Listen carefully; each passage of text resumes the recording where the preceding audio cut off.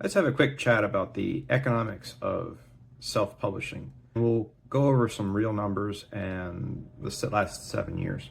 While I was really successful early on when I started publishing, the last few years I hadn't really spent much time with it. I let the books languish, which is a mistake on my own. I was writing, I just wasn't producing, publishing, and pushing them, assembling the websites and supporting stuff like I should have. Personal problem, but there you go. I think how I'd like to handle this is, because this is a super important topic, the economics of self-publishing is a topic that most people don't want to get into, like the real fact of the matter.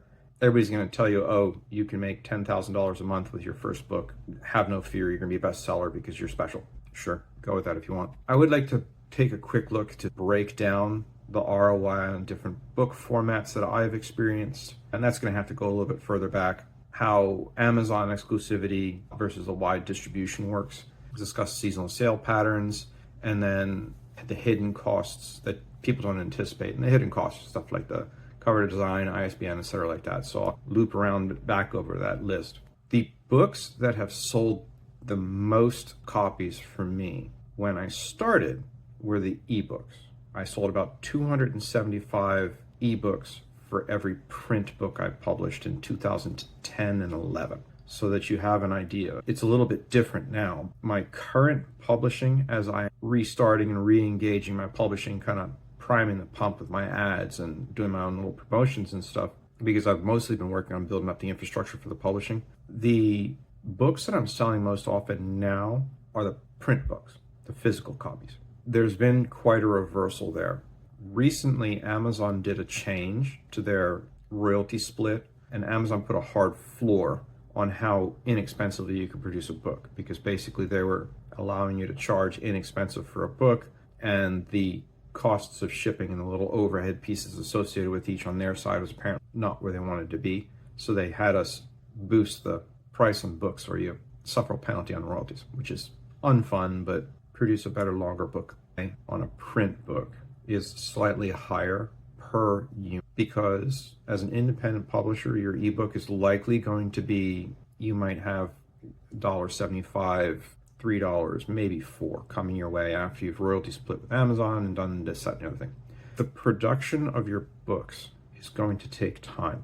So if you can bang out a book that's 300 pages of fiction and it takes you a year, and you're working 5 hours a day for 200 days, that's a lot of time that you spent in your books, 1,000 hours. You're going to have to sell a lot of copies of that in order to see a return better than holding a basic job. Systemically, your ROI may not be where it needs to be if you're doing the fiction side, especially if you're taking substantial amounts of time to produce each book. On the other hand, if you're doing something where you're on a commission basis, you're being asked to produce the book, that might pay you pretty well up front, and you've produced another book, etc. Another type of model that you might run across is like my Decade in Daylighting book. Decade in Daylighting was basically a supporting book for a physical business that I had. We were doing home improvement, and the end results were demonstrated in the book. So as we're demonstrating our results, we're handing these books out, and our business is basically 6 times as effective. The book Decade in Daylight was connecting and giving substantial proof that what we were saying was actually going to happen, because there was 60 homes with results just like your home. Decade in Daylight is probably my highest yielding book ever. The money didn't all come to me because it went to the business, but the book was in support of the business. Tangentially, the ROI from the book was substantial. We went from about a $1,700 invoice to about a $4,000 to $6,000 invoice, and we doubled our closing rate. So suddenly the business was just going gangbusters because of the book. And you're talking big orders, and this is per day. But the book, the ROI from the book was substantial because there was a service and a product behind the book that produced a significant yield. So if you have a system in place where you have that available, where you can create a support for yourself, you can create a book that supports the sale of something else, your ROI on that project and that book is going to be much higher. Because if your book is introducing a sales software or something like that, you're going to have a much better ROI than you would if you were just producing a book that sells 100 copies and you make $300 on it. Because if you spend 1,000 hours writing your book, you make $300, that's 30 cents an hour that you've made effectively. We haven't even got to the cost of your cover sheet. Amazon offers basically 3 forms of distribution. There's an expanded distribution, which goes into libraries and such like that, and that means that you have to set your prices at a certain rate. And then there's your standard Amazon distribution agreement, and then there's KDP Select, where you are only going to distribute to Amazon, but you have the ability to promote that book on Amazon. So you have different options and different tiers. I've used all 3. It depends on which book I'm doing, which function I'm using. Because if I have something I specifically think might be fun to advertise on Amazon, I'll probably put it into KDP Select. I'm just going to do the standard publishing for other stuff. And then every time I produce a print book, it goes into the expanded distribution, which is like libraries and schools and stuff. Of course, those don't move very well because until your name is known in like the Wall Street Journal and New York Times, you're probably not going to get asked, please send our library your book.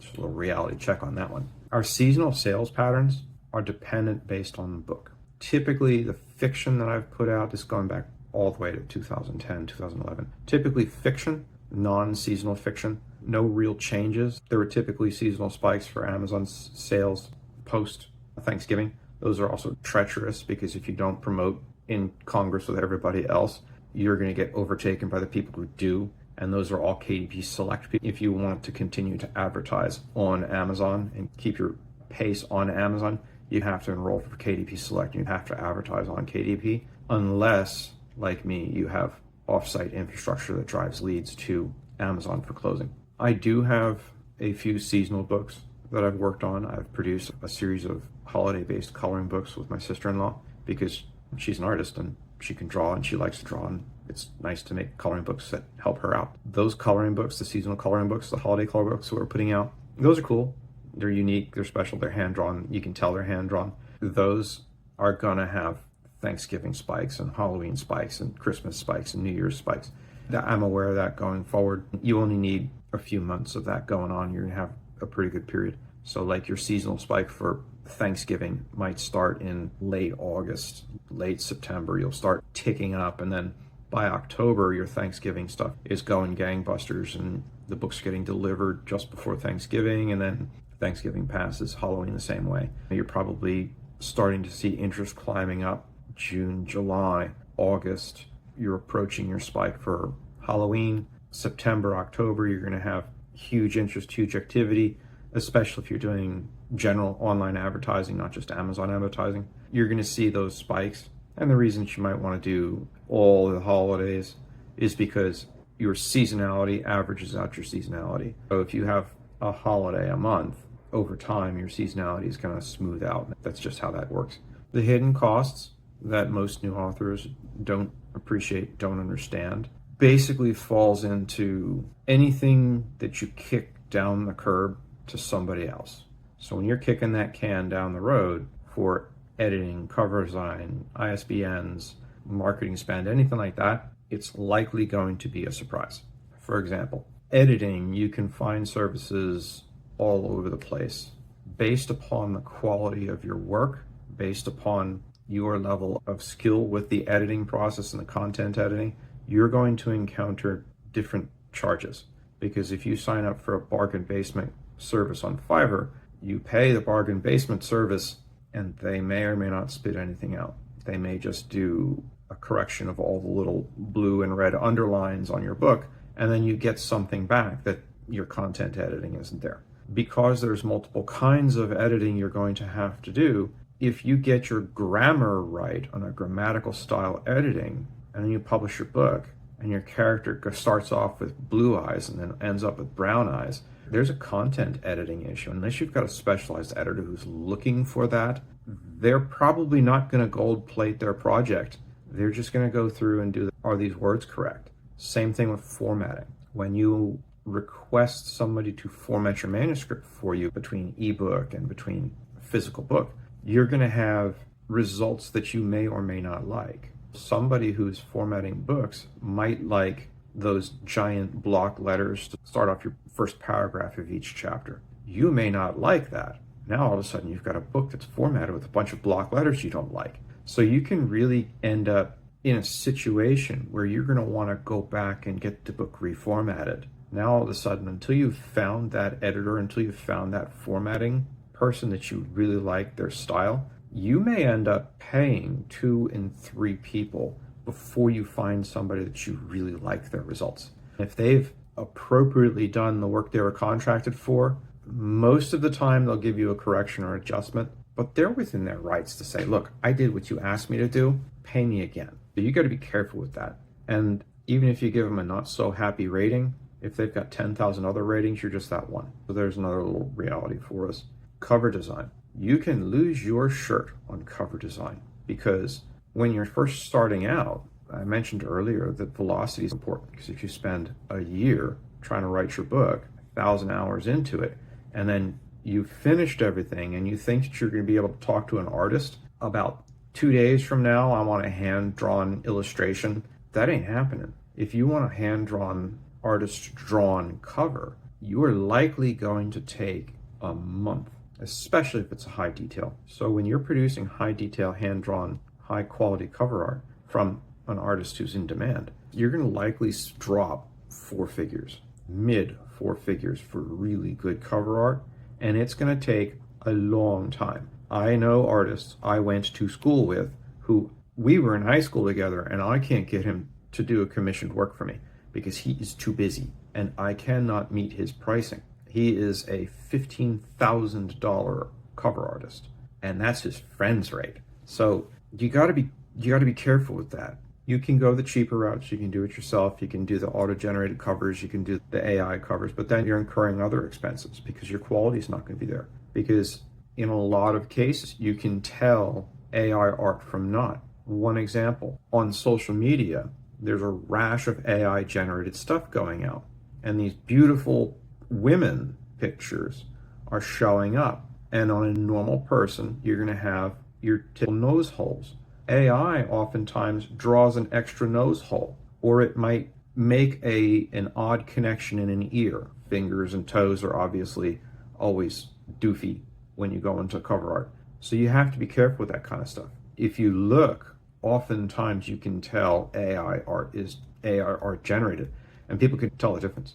By the same token, Amazon allows you to produce a placeholder cover, and I have seen works published that have a cover that says placeholder, and it looks really crappy. But there's something like 1.8 million books being published a year, and there are people just throwing out AI slop, and they don't care, and they're just swamping the market. ISBNs is another. So if you're publishing on Amazon, say, you can collect a free ISBN from Amazon, and they will support you with a free ISBN provided. You cannot use that ISBN outside of Amazon, or they will ban your book. They will likely boot you from the author program. So that'll cost you your entire account. So there's a big cost in your ROI column. The ISBN are not free. You have to go to a Balker, I think they're called, and you have to order those things, and you have to order them in clumps of 1, 5, 10, or 100 last I checked. And the only times you're getting a decent rate on these things is when you're dropping like $2,500 and buying 100 of them.